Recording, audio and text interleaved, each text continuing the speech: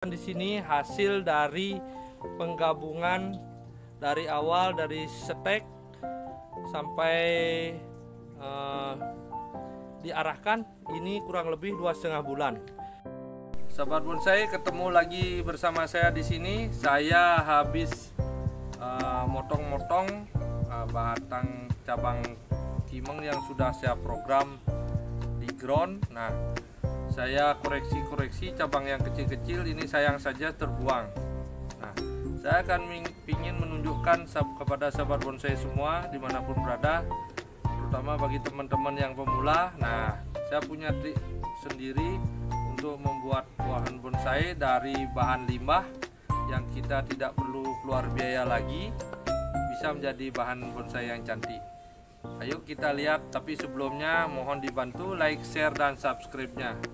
Komentarnya membangun. Ayo kita lihat.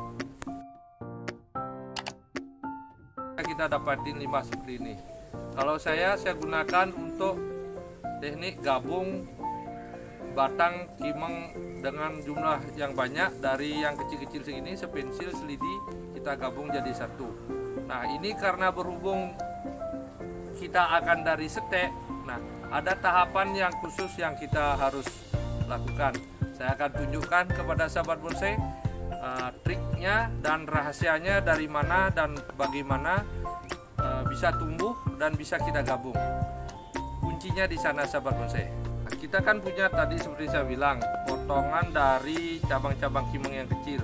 Ini kita harus kurangi daunnya dulu untuk biar pohonnya bisa tumbuh. Nah, ini kan kayak gini sahabat bonsai. Kita potong, kita gunakan yang mana aja bisa. Nah, yang saya gunakan yang ini, dan saya potong, saya pruning, saya habisin daunnya.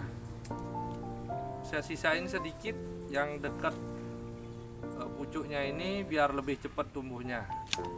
Cara saya untuk biar lebih cepat, saya ambil seperti ini sahabat bonsai, langsung saya grab seperti ini. Nah, semua dari cabang-cabangnya itu saya perlakukan sama seperti ini sahabat bonsai. Nah, trik jitunya ada pada pas sebelum menanam, yaitu membersihkan bekas potongan pada ujung pangkal ini. Nah, kita kurangi daunnya, kita sisain 2-3 lembar maksimal. Kenapa saya kurangi? Karena untuk menghindari penguapan yang lebih cepat. Karena ini kan belum ada akar. Ini kita proses stek, bukan cangkok. Jadinya yang kita kurangi daunnya dan tidak mengalami proses layu lagi dan tidak rontok, langsung tumbuh. Nah, ada caranya di pengurangan daun. Kedua, batang yang baru kita potong itu tidak kurang lebih dari 2 jam kita langsung tanam. Itu tidak akan mengalami layu lagi, rontok, dan kemungkinan besarnya dia akan langsung tumbuh dari tunas-tunas yang ada seperti ini. Kita lanjut ke tahap berikutnya. Nah, ini kita punya potongan kayak gini sahabat bonsai. Nah, ini kan dipotong tadi awalnya pakai gunting seperti ini. Nah, kambium kulitnya ini kemungkinan dia akan memar. Nah, memarnya itu akan susah keluar akar, tunas akarnya. Kambium akarnya, tunas akarnya dia rusak. Nah, caranya untuk membersihkan ini biar pulih dan gampang tumbuhnya seperti ini sahabat bonsai. Kita potong, kita bersihkan keliling. Nah, seperti ini.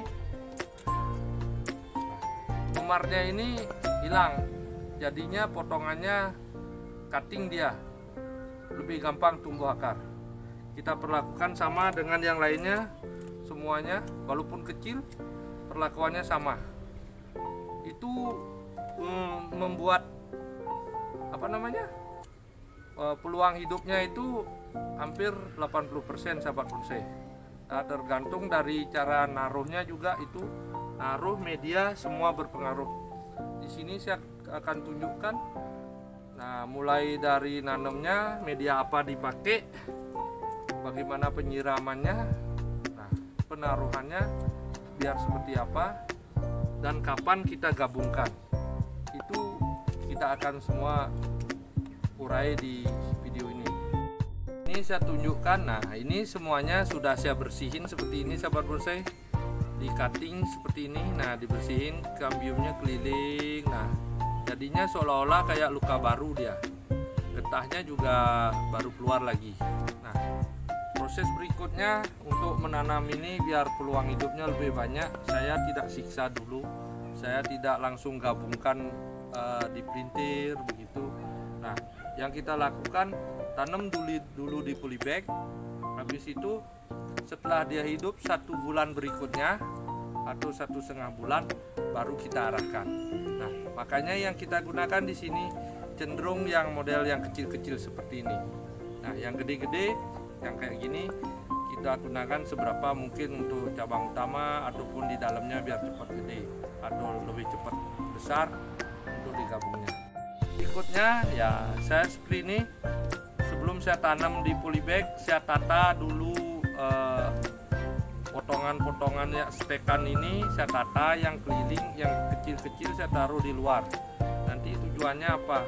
Waktu pembentukan pengarahan cabang itu sangat gampang dia dipelintir atau digabung, diarahkan bentuknya. Kalau udah besar begini pasti kaku, udah jelas itu.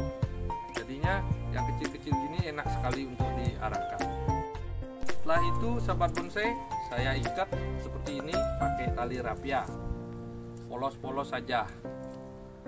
Nah, diikat tidak terlalu kencang, tapi biar dia jaraknya ini dengan antara temannya itu sudah mulai teratur. Yang paling besar saya taruh di tengah dan yang kecil mengitari yang besar. Nah, ini saya kencengin tidak terlalu kencang, sekedarnya saja biar tidak tersiksa, karena ini kan belum tumbuh. Jadinya kita ikat sebisanya aja dulu sedikit. Tempat medianya saya gunakan polybag. Nah, saya di sini tidak gunakan yang terlalu besar, saya gunakan ukuran 35 untuk lebih gampangnya dan fleksibel untuk naruh di mana-mana, dan biayanya juga tidak terlalu besar. Ini medianya pasir sungai dicampur sekam. Nah, perbandingannya saya pakai itu 1:1. Di sini karena kita nanam setean seperti ini, saya sama sekali tidak menggunakan pupuk kimia ataupun kompos. Karena apa? Karena ini kan akar belum ada. Kalau kita pakai pupuk ataupun jenis yang lain itu ya kan sifatnya panas, nanti ini berjamur dia. Kompos itu kan sama kotoran hewan mengundang jamur dia. Nah, kita gunakan bebas daripada pupuk, murni pasir sungai sama sekam aja. Belum kita tanam, ini biasanya saya celupin, saya basahin dulu pangkalnya, saya basahin seperti ini sahabat bonsai. Nah, ini juga medianya kita isi 3/4. Nah, kalau teknik saya untuk nanamnya, saya ini tidak boleh ditancepin begitu, kita lubangin sedikit. Nah, ini biar tidak rusak dia kulit kambium tempat tunas akarnya tumbuh. Nanti kita taruh, kita isi media sahabat bonsai, dipadatin. Nah, habis itu kita siram full biar tembus dia. Nah, sini biar tembus dia ke bawah untuk airnya ini biar keluar. 2 hari berikutnya baru disiram lagi. Kalaupun kita mau nyiram tiap hari, itu kita siram atas-atasnya aja. Hindari siram terus-menerus, karena apa?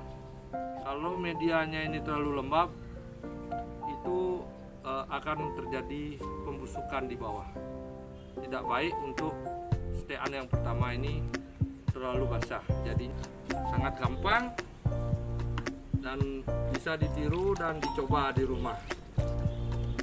Nah, ini sobat bonsai, saya akan taruh di tempat yang teduh, yang kena sinar matahari cuman dari celah-celah daun ataupun sangat sedikit sekali kena sinar matahari, karena ini kan belum melakukan fotosintesis, dia cuman mau awal dari hidup mau menumbuhkan akar dulu. Seperti ini sahabat bonsai, ini saya tanam 2 hari yang lalu. Nah, daun-daunnya segar sekali, tidak ada yang sampai kuning ataupun rontok. Ini saya tanam 4-5 hari yang lalu, langsung segar, tidak turun lagi, tidak mundur, langsung kayaknya bisa langsung tumbuh, sangat gampang. Ini akan saya tunggu 1-2 bulan sampai akarnya keluar. Setelah dia rimbun tumbuh, baru kita arahkan. Karena apa?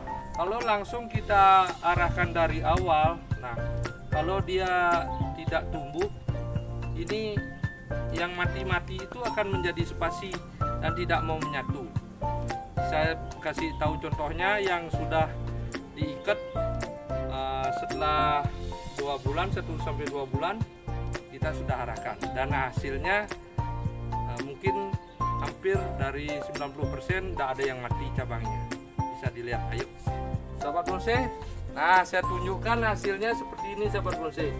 Ini awalnya penggabungan mungkin 10-12 dari stek-stekan yang kecil itu. Saya tumbuh 2 bulan, 1 bulan sampai 2 bulan. Setelah tumbuh sehat rimbun, nah kita adakan pruning lagi dulu. Kita pruning daunnya, kita pruning, habis itu baru kita kawat, kita gabung lagi dia.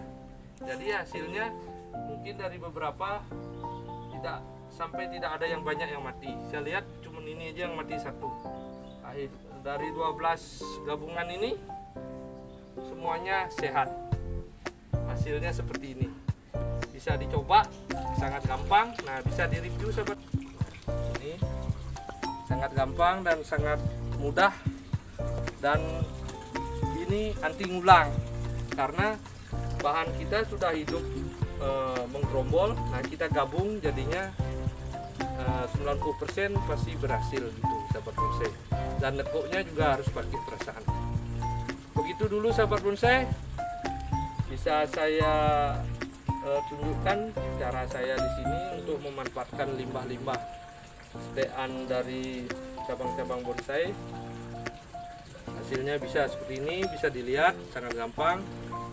Tapi kita akan review terus, kita akan tunjukkan kayak apa hasilnya ke depannya.